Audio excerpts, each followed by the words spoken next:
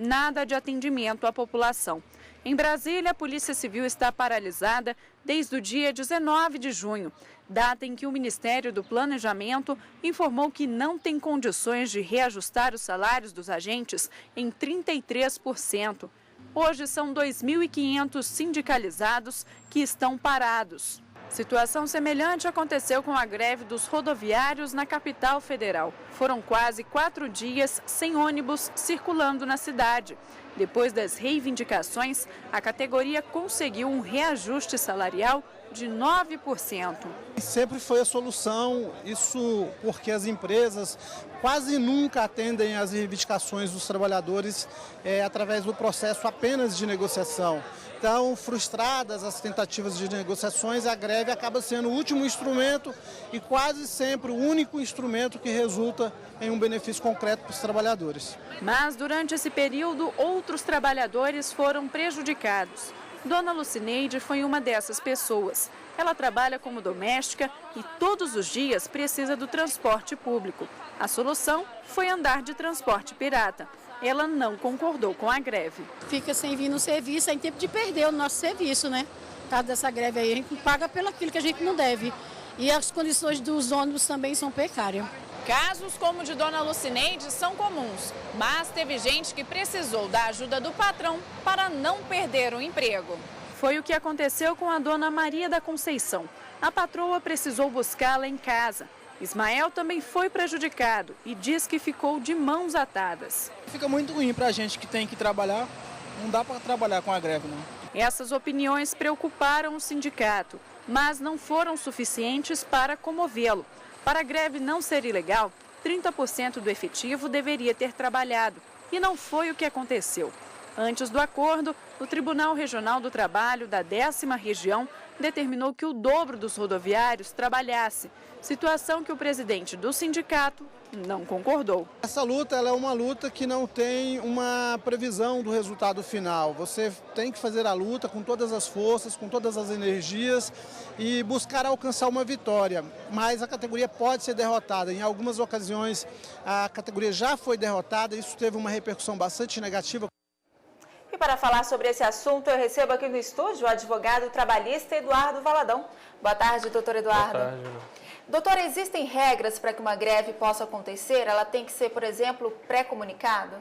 Sim, Ana. Há no nosso estatuto a previsão de que as greves elas devem ser comunicadas aos seus patrões. Quando a greve não for em serviços essenciais, o prazo para comunicação é de 48 horas. Quando for em serviços essenciais, a comunicação deve ser de 72 horas. Esses são os prazos que devem ser atendidos pelos sindicatos para instaurar a greve. Existe algum outro tipo de regra? Alguma outra determinação além dessa pré-comunicação? Existe a necessidade de ter se desenvolvido todo um procedimento entre sindicato e patrões de negociação interna. Isso também não é essencial, mas há uma necessidade de que se comece todo o movimento grevista, antes de que o movimento grevista tenha início, que tenha então existido uma tentativa de negociação entre empregados e empregadores. Agora, a greve ela só pode realmente ocorrer se tiver mesmo esses 30% de funcionários que continuam na atividade? Na verdade, esse percentual de pessoas que devem permanecer em atividade é determinado pela Justiça ou por lei para que não haja a paralisação de serviços essenciais à população. Então, alguns serviços são considerados por lei como essenciais e esses serviços devem ser mantidos. Há determinadas atividades que não há essa previsão. Então, toda a categoria pode sim estar em greve. Então, não existe essa previsão para todos os tipos de trabalhadores. Então, seria o caso em que a greve não seria permitida, né? Em caso de atividades que são essenciais. Isso, na verdade, não é que a greve não seja permitida, mas é que há uma restrição quanto ao movimento grevista. Nesse movimento grevista, os funcionários eles não podem paralisar totalmente o serviço, porque são serviços essenciais, como transporte, comunicação. Esses são serviços que a população, em geral, necessita no seu dia a dia e que a paralisação desses serviços causa prejuízo tanto à sociedade quanto às pessoas. Então, há a previsão de que esse tipo de atividade deve sim existir um percentual de trabalhadores em atividade. Nas demais atividades em que não se trata de serviços essenciais, há a possibilidade, sem nenhum problema, de que haja paralisação total dos empregados. Ok. E vamos ver agora uma pergunta sobre greve que foi feita nas ruas. Confira. Marcelo do Vale Lucena, auxiliar de escritório. Gostaria de saber quem pode entrar em greve. Então, doutor, a greve é um direito do trabalhador? Na verdade, a Constituição garante esse direito a todo trabalhador. Então, todos os trabalhadores podem entrar, podem fazer greve, desde que estejam organizados, por meio de um sindicato, por meio de exista uma organização em que seja uma categoria, então, que a categoria, então, deflagre greve. Isso não há nenhum problema. Então, há a previsão constitucional e todos os trabalhadores têm direito a exercer a greve. Quais seriam, então, os direitos dos grevistas? Eles podem ser demitidos após a greve? Bem, com relação ao contrato de trabalho durante a greve, há a suspensão desse contrato de trabalho durante o movimento grevista. Então, qualquer tipo de decisão não tem efeito sobre o contrato de trabalho. Então, tecnicamente, durante a greve, o empregado ele não pode ser demitido. Tá? Existem, logo, abusos feitos por empregadores que realizam essa demissão, mas ele, em suma, não poderia ser demitido durante a greve. Após a greve, não existe nenhuma legislação que impeça que o empregado seja demitido, só que aí haveria a previsão de pagamento das verbas rescisórias, como se fosse uma demissão sem justa causa. Essas regras com relação à greve, elas diferem de profissionais de empresa privada para do serviço público? Bem, Ana, até pouco tempo não existia nenhuma regulamentação sobre a greve no serviço público.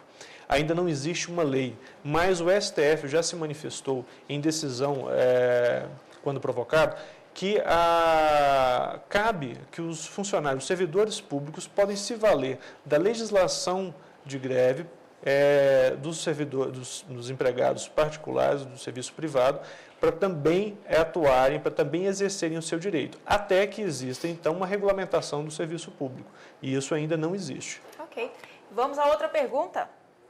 Meu nome é Léo, eu sou gerente administrativo. Eu gostaria de saber quando a greve pode ser considerada ilegal.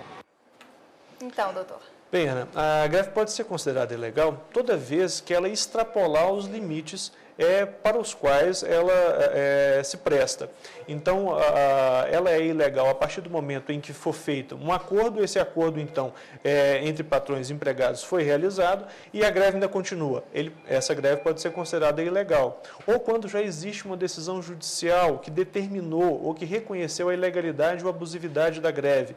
Então, são esses fatores que podem, sim, considerar que a greve seja considerada ilegal. Existe um prazo, assim, um tempo limite para a duração dessa greve?